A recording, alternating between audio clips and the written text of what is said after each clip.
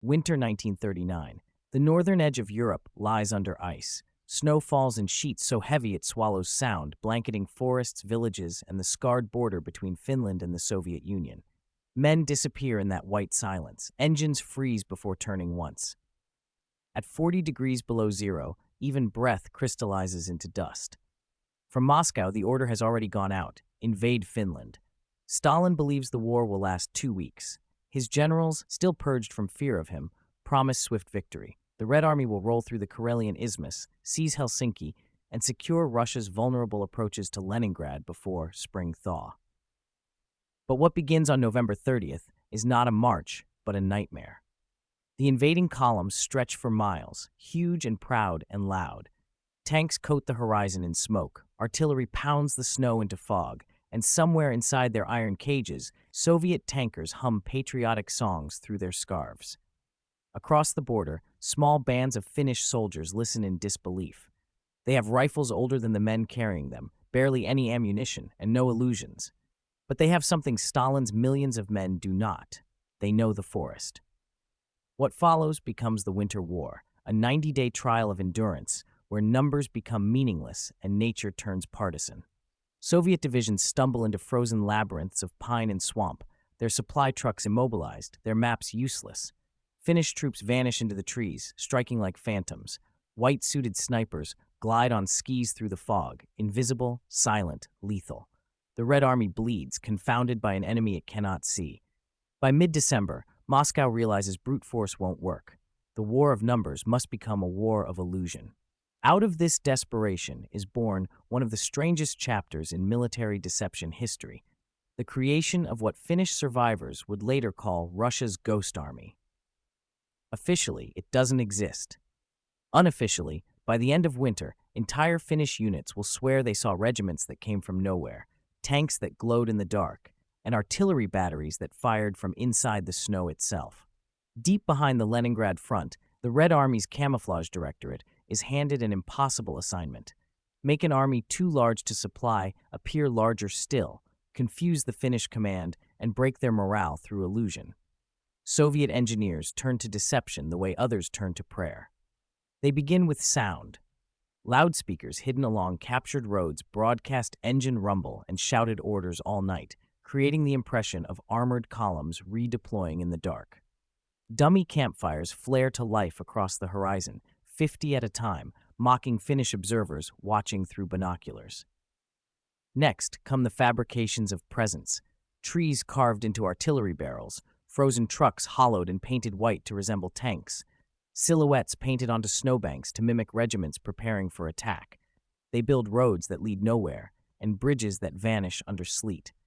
From the air, reconnaissance photographs show movement everywhere, divisions that don't exist marching in snow that never holds footprints. The experiment works too well. Finnish scouts report new Soviet armies materializing overnight. Prisoners speak of reinforcements they never saw. Commanders grow cautious, thinning their own defenses to cover phantom threats. The ghosts are winning time, but nature has no allegiances. While illusion expands, real soldiers freeze. Soviet logistics collapse.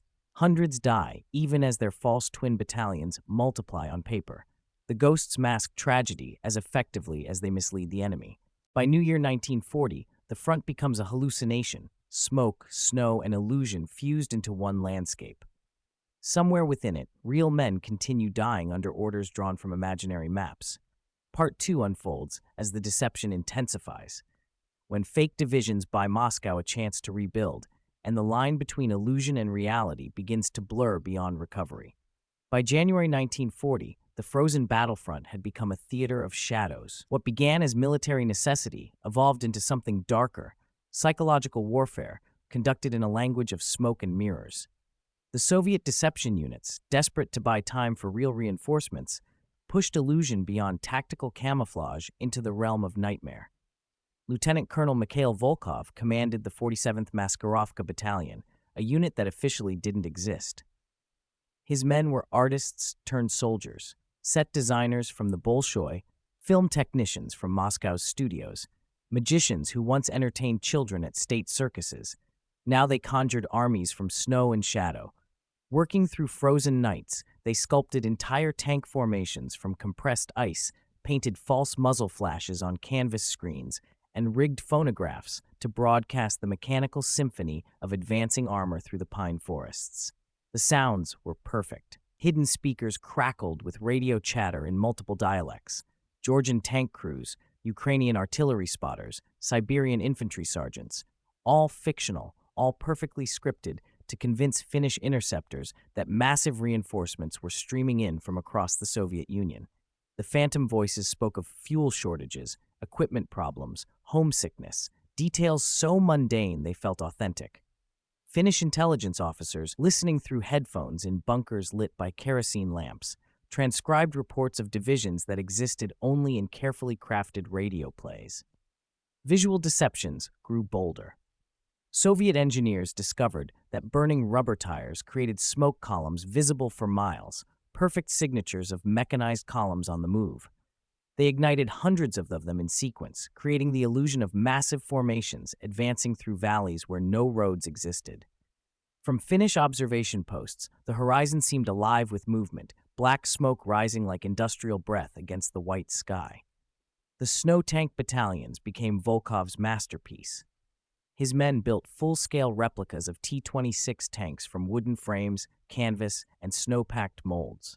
At night, small teams dragged them into position using ropes and sleds.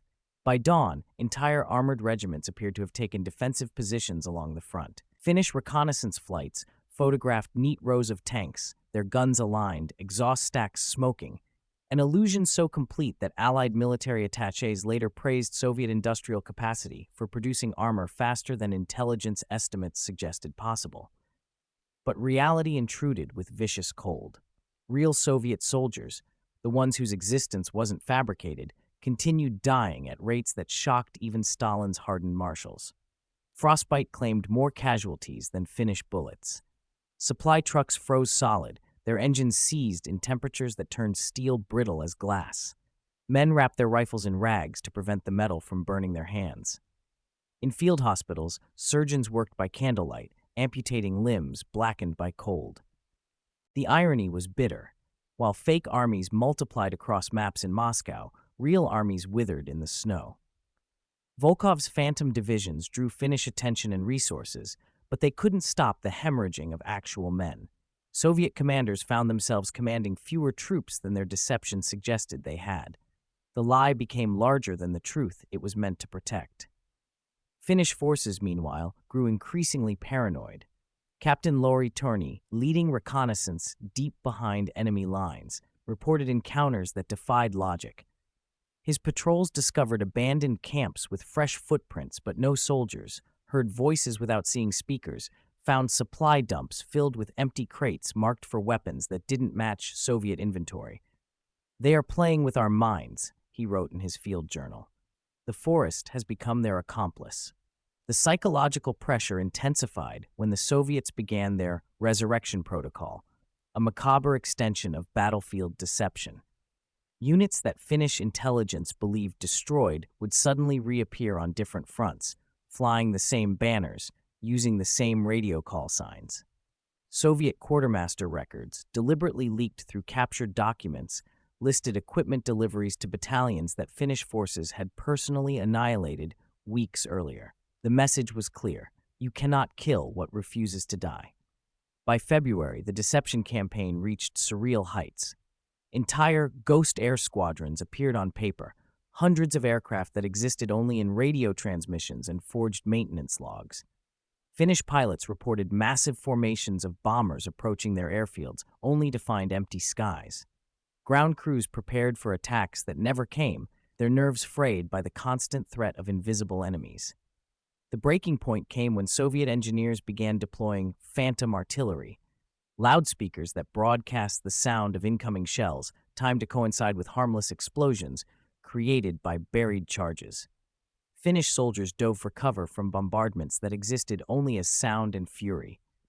Some units reported being shelled continuously for hours by guns they could never locate, watching their positions surrounded by craters from shells that seemed to explode without leaving fragments. As winter deepened, The boundary between truth and fabrication blurred for everyone involved. Soviet officers commanding real units began requesting supplies for imaginary reinforcements.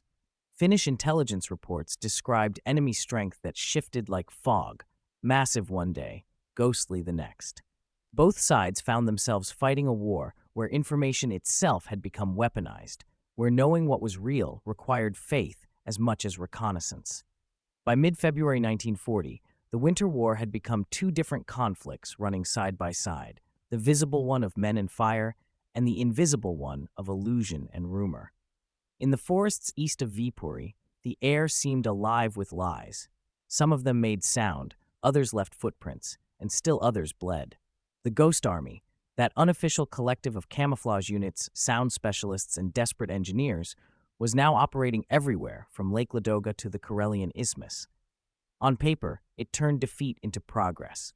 Soviet newspapers published bulletins describing armored thrusts by divisions that didn't exist, claiming cities recaptured by troops no one had seen. In truth, many of those towns were empty ruins hidden under meters of snow. Yet the illusion traveled further than rockets ever could.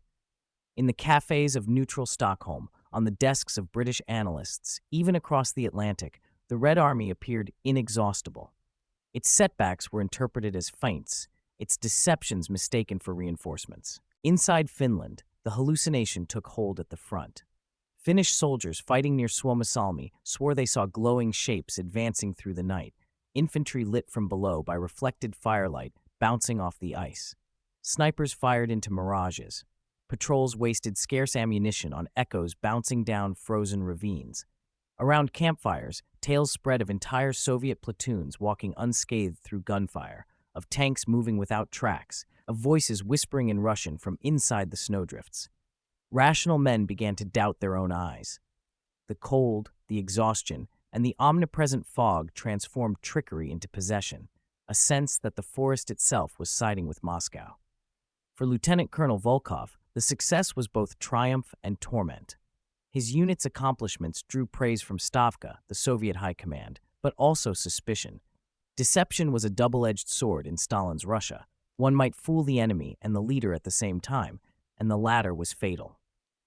Volkov's reports were now scrutinized by commissars who demanded proof of every phantom he claimed to have created. "If the Finns fear shadows," one officer growled at him, "be sure those shadows salute Comrade Stalin." Yet the ghosts had become self-sustaining. Field commanders, desperate to please superiors, exaggerated the strength of their forces to explain meager progress. Central Command then believed these inflated numbers were real and sent orders accordingly, dispatching supplies to battalions that never existed. Entire logistics convoys vanished into nowhere, searching for units that had been born on forged radio manifests. Trains unloaded ammunition onto deserted junctions where only wind answered the roll call. Moscow's fantasy began consuming its own supply chain. At the front, the human cost of illusion deepened. Real Soviet battalions were ordered to coordinate with their imaginary counterparts, expecting support from wings that existed only in reports. When the attacks came and failed, they blamed cowardice or betrayal. Political officers executed truth one bullet at a time. Even in survival, the lies multiplied. Beyond the forests, high above the icy Gulf of Finland, reconnaissance pilots witnessed the most surreal scene of the war. Columns of smoke snaking across empty terrain, headlights flickering where no roads should be. It looked, from altitude, like an entire mechanized army redeploying, a miracle of maneuver. But when one pilot descended for closer inspection, he saw the trick clearly. Bonfires lit inside oil drums placed in rows, moving gradually on sleds pulled by horses. The smoke drifted perfectly straight, convincing distant observers that motorcades were rolling toward the front. Every trick bought time, and time was the one resource the Soviet Union still possessed in abundance. As February bled into March, reinforcements finally arrived from the southern districts, fresh divisions hardened to the cold, real tanks to replace the scarecrows. Behind their advance, the Ghost Army's performance reached its final act. The illusion had held long enough for reality to rebuild. But with reality came revelation. Officers discovering Volkov's frozen dummy encampments realized that many of the fortified lines reported as intact were nothing but scaffolds and snow molds. Headquarters confronted him in a cold birch forest outside Leningrad, demanding why he had wasted men and resources on theater. Volkov answered simply, "The enemy feared what wasn't there. Meanwhile, you armed them with what was." Still, his words couldn't erase the contradiction hanging over the campaign. The Soviets finally pierced the Mannerheim Line in March 1940, not through illusion, but through sheer attrition, artillery, blood, and manpower. The ghosts had kept the myth alive long enough for brute force to find its footing, yet the damage to morale lingered on both sides. For the Finns, the legends endured far longer than the ceasefire. In isolated garrisons, soldiers wrote reports insisting that the Soviets had discovered supernatural tactics. They spoke of hearing lullabies sung over loudspeakers that mimicked Finnish folk melodies, designed to coax men from their trenches. Others described false radio signals broadcasting the names of fallen comrades, as though the dead had rejoined the fight under a new flag. Intelligence archives declassified decades later confirmed many of those transmissions, simple recordings looped overnight, but by then, myth and memory were inseparable. For the Soviets, the aftermath was quieter but crueler. Maskirovka, the doctrine of deception, was declared a triumph and formalized into military strategy. Yet none of Volkov's original artists survived the decade. Several were arrested during post-war purges for falsifying operational data, the ultimate irony of a war built on illusion. The state that had demanded them to deceive could not bear the idea that they had done it too well. By April, snow melted into mud. The front dissolved into weary silence. Finland ceded territory, but not spirit. The Soviet Union declared victory, though Joseph Stalin, when shown the casualty figures, muttered that the Finns made us look through our own smoke. The ghosts of that winter drifted on.